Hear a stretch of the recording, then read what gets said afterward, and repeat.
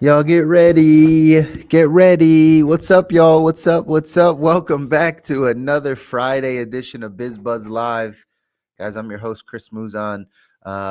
We can't get off these layoffs. We can't get off the topic, ladies and gentlemen. So I know this is helping some of you. I'm seeing some of the messages that I'm getting and having some of these conversations with you guys here on LinkedIn specifically. But also, I know YouTube is up and coming. This layoff season, what's happening in our economy right now, needs to continuously be talked about because it's impacting so many people's lives. So we're going to have another conversation here on BizBuzz Live. Stick around.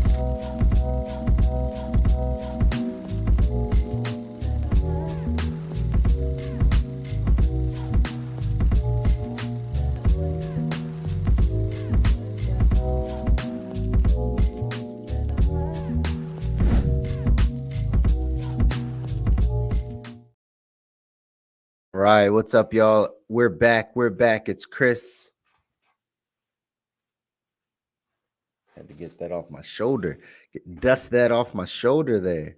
Anyway, it's Chris Muzan, guys. We're back. I'm your financial coach, helping you through all things money. Again, for this episode of BizBuzz Live, the reason why we talk about, or the reason why we started this show, I always start off by reminding everybody that whether we sit down and talk to people about their investments, about their insurance, about their debt or their savings or their estate plan or any of the things that they normally want to get done in their financial life, normally the conversation comes back to their cash flow. It comes back to what's coming in and what's going out. How do we continue to increase our income, and how do we maintain, if not lower, our expenses? That's the way to do it. The discretionary income number, the delta between what's coming in and what's going out, is where all the magic lies in the early stages of your financial life. Again, some of you might be far beyond this sitting here on LinkedIn. You might be far beyond your financial foundation. You might be far beyond having to think about cash flow issues. But I would tell you the majority of Americans have to have this conversation. The majority of Americans either A, don't make enough money, or B, they spend too much of their money, and one, maybe don't know where it all goes, or two, just are living beyond their means, right? Again, something to always remember, something to always take into consideration, ladies and gentlemen, is it's not about how much money you make. It's about how much money you keep. At the end of the day, if you make $1 million and you spend $1 million, you're still broke. You're still paycheck to paycheck. You just live a different lifestyle, right? You have more toys, you have more nice things, you can afford to be in different communities. However, debt still is high. Just because you have a little bit more credit card limit, but your utilization is still 75, 80%, 90% for some of you, you're not in a better place just because you know how to bring in some revenue. But for most people, it's a combination of those two things. It's making more and it's keeping more of what's coming in. So we decided to start having the conversation here on BizBuzz about how to bring it in. I know people, it's really tough to budget your way out of poverty. It's really tough to budget your way out of the middle class or any of those things. So the actual catalyst is, how do you go make 10 grand next month? How do you do something that brings you in an additional 5 grand next month? If I just handed you $5,000 extra, if I just handed you $8,000 extra every single month, your life would be different. Your life would be completely different. You might drive something different. You might live somewhere different. Your children might have different things. You might feed yourself different things. All of life might be different for you. So why not go after that side? Why not think about, how do I increase my income? Why not think about, how do I continue to grow and build something that helps me and my family moving forward? So that's the key. That's what you got to go off and do. You got to make sure that you're focused on earning money. And so because we're having this conversation, whether you're already an entrepreneur, whether you are working a full-time job and don't really have the horsepower to kind of get you to where you want to go, like whatever the case is, you got to stay aware of what's happening in our society. And right now, we've been having this conversation for the past, I don't know, 4 weeks, 5 weeks now, maybe 5 weeks, 6 weeks, about what's happening with layoffs.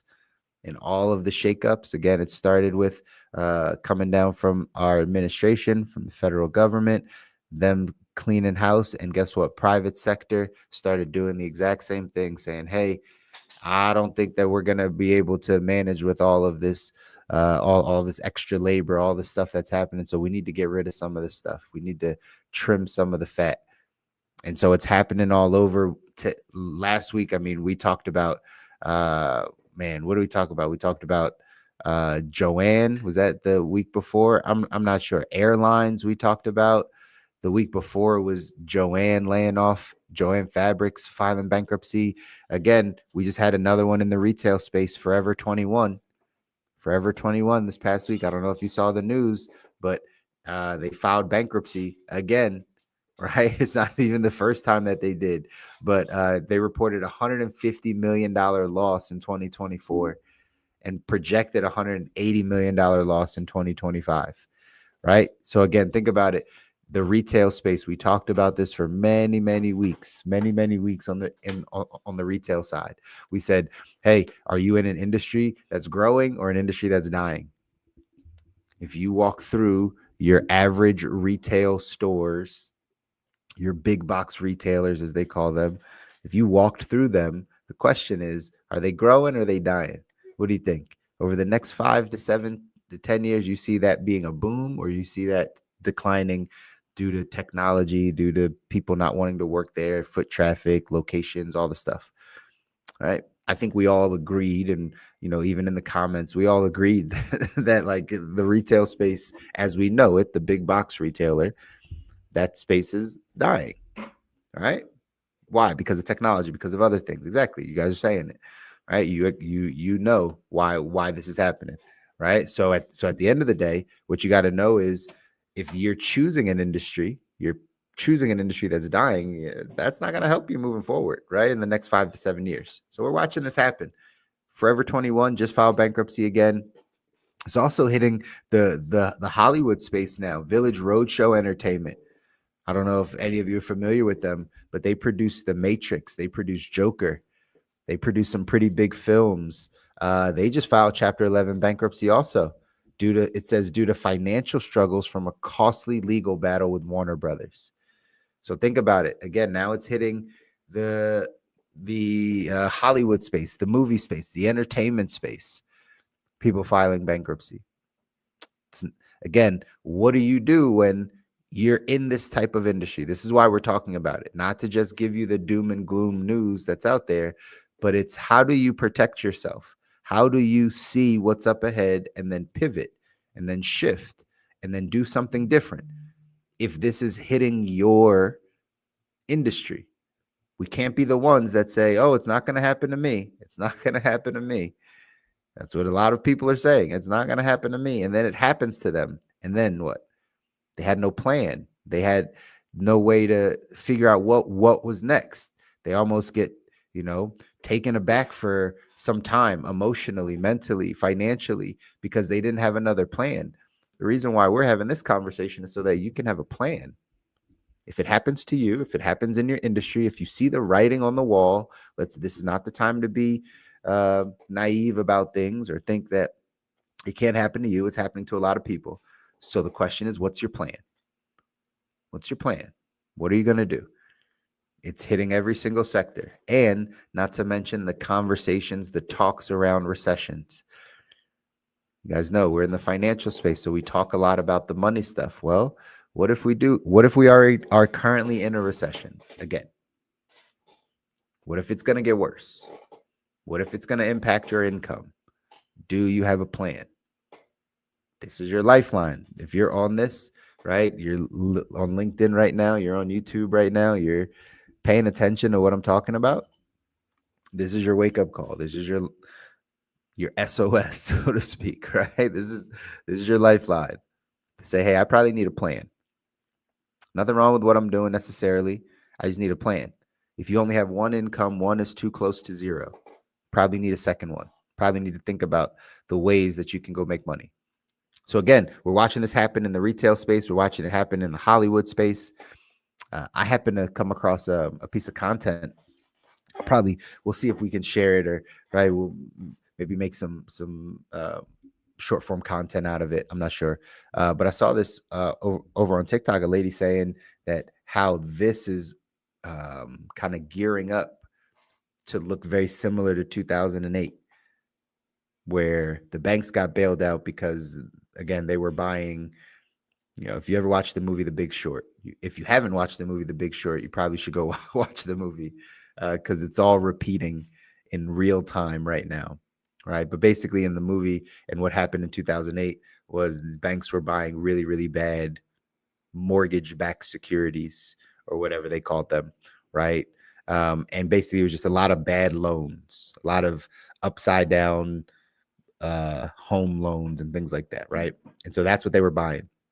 Well, I saw this piece of content that says it's happening again, but just with pensions, right? So I don't have all the details, and I didn't get a chance to pull all the information, all the details from it. But it's really interesting to go down this path to say that all of the hedge funds and venture capital that has come into the market over the past 10 years, what they've said is that these loans that the venture capitalists, right, are kind of investing in are variable rate loans, right? Meaning like they adjust. So every time you would see that like the Fed would raise rates, well, these loans that they owed money on also went up in what they owed.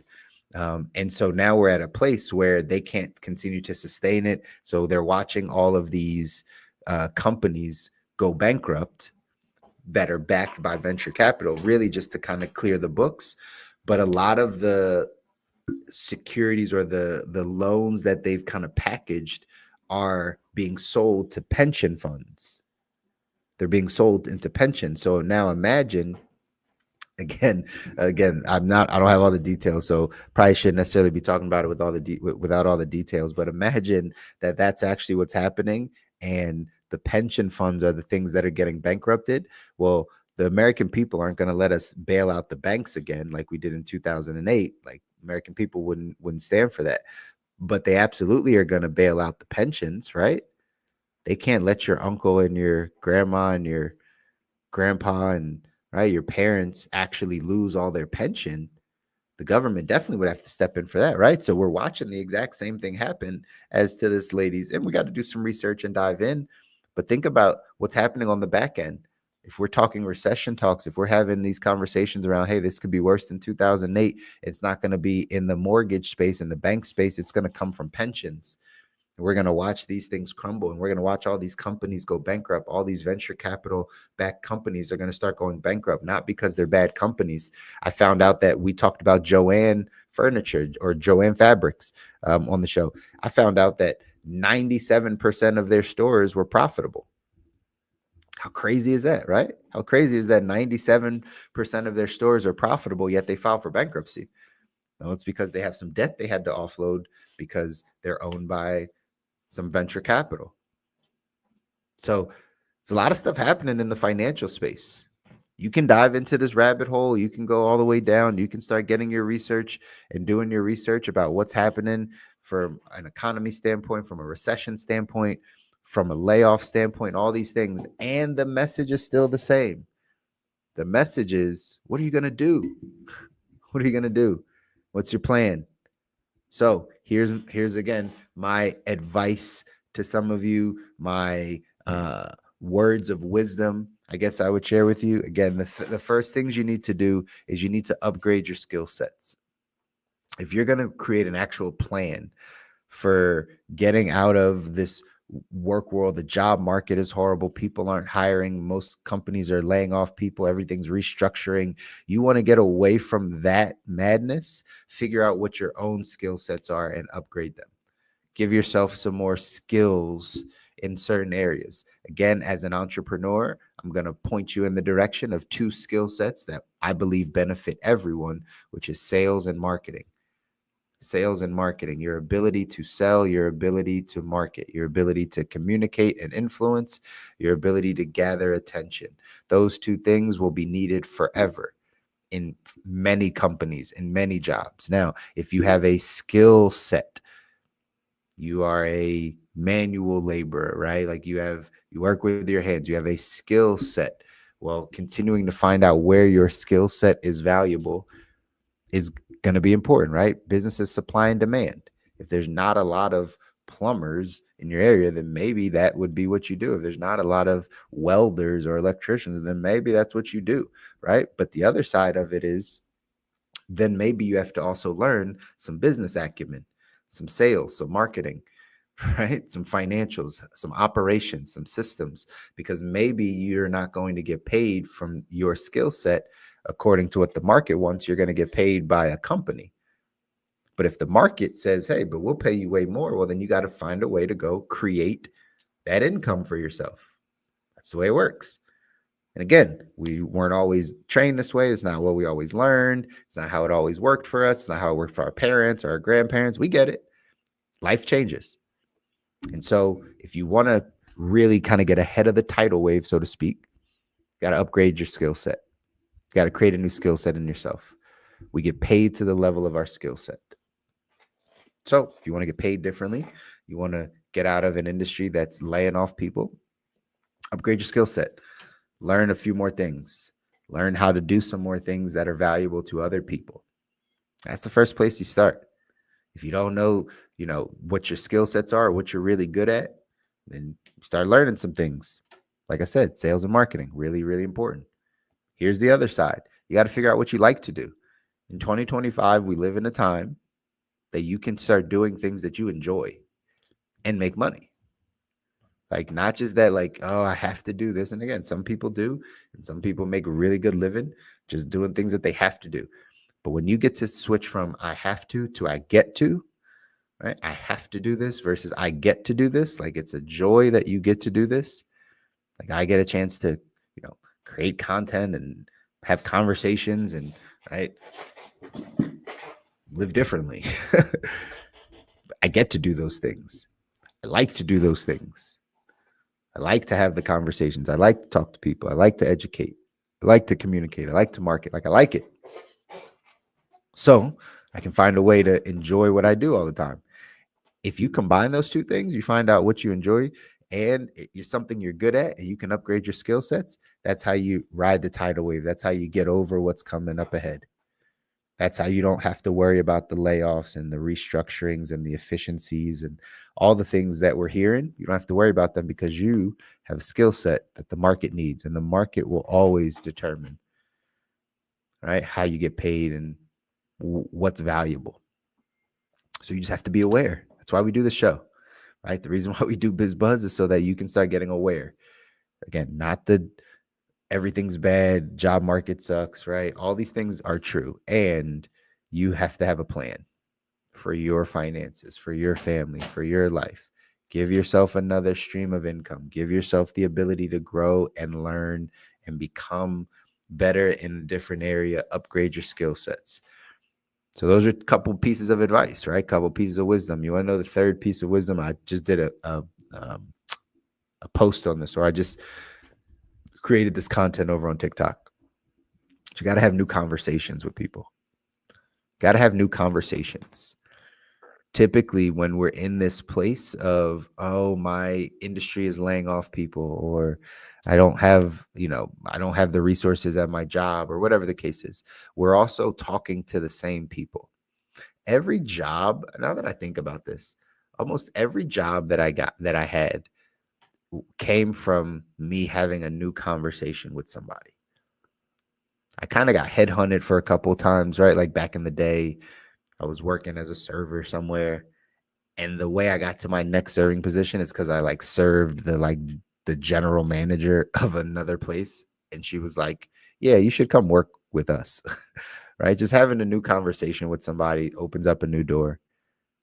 And that's normally how it worked, right? I would always get introduced to somebody that I didn't know before.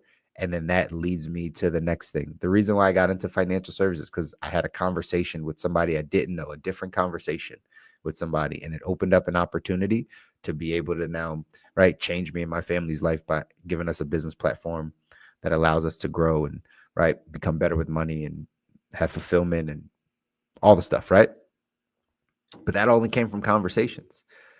So after you figure out your skill set and then you upgrade your skill set And then after you really kind of figure out like what you like doing and what you would enjoy spending time doing and making money from, the other side is you need to start having some new conversations. Stop talking to the same people. Talk to some different people. Talk to some people that are in different industries. Maybe it's not an industry you thought of, but just have a conversation with people. Maybe you have a friend that's in HR that you never have conversations with. Maybe this is the time to talk to them about what's happening. Maybe you have a friend that owns a business and you want to talk to them about like kind of the ins and outs of their business. Maybe you have somebody that, again, in an industry that you're looking towards.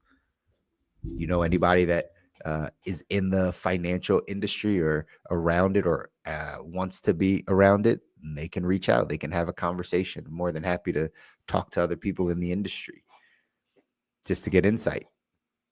Maybe you're trying to transition. Maybe you want to know what it's like. See, these are the ways your income grows. These are the ways you get over the tidal wave. These are the ways you don't pay attention to the layoffs and all the crazy stuff that's happening, but you just focus on you and your plan and what you need to make happen. Easier said than done. I know it's stressful times for a lot of people. It's even more stressful when you get caught off guard. It's less stressful when you have a plan. It's less stressful when you have a plan. It's more stressful when you don't have a plan, you get caught off guard. So my encouragement to everybody here on LinkedIn, here on YouTube, you're listening, I want you to make sure you have a plan. We're going to keep talking about these layoffs because it's going to keep hitting our news feed. It's going to keep coming up in your LinkedIn feed. You're going to keep seeing all the people that are losing their job. The recession is looming. If we're not already in it, things get worse in a recession. Sometimes it's slow to the bottom. It's not always quickly drop to the bottom. Sometimes it takes 4, 5, 6, 7 months for us to like slowly get to the bottom. What happens is people are getting laid off consistently. Businesses are shutting down consistently. People are feeling it, less money. All these things start happening slowly. It doesn't always happen right away. You can get lulled to sleep if you're not paying attention, if you're not cutting out some of the distractions, if you're not getting intentional about paying attention to what's happening in these industries. You think it's not your industry. You think it's Doge, right? You think it's the federal government. You think it's all these other things. And I keep showing you, hey, it's airlines, it's Hollywood, it's retail, it's technology, it's the federal government, it's private sector, public sector, nonprofit, for profit. Like it doesn't matter. It's happening all around. So what do you have to do? Upgrade your skill set right now. Learn something new. Get better at something. You make money to the level of your skill set. You got to learn what you like to do. Then you got to start having some new conversations with people. You got to get around people that can open up doors and have other opportunities for you. Even in the pandemic, a lot of businesses went under, but a lot of businesses grew.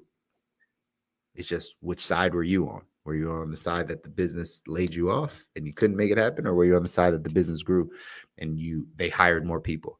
They brought on more people.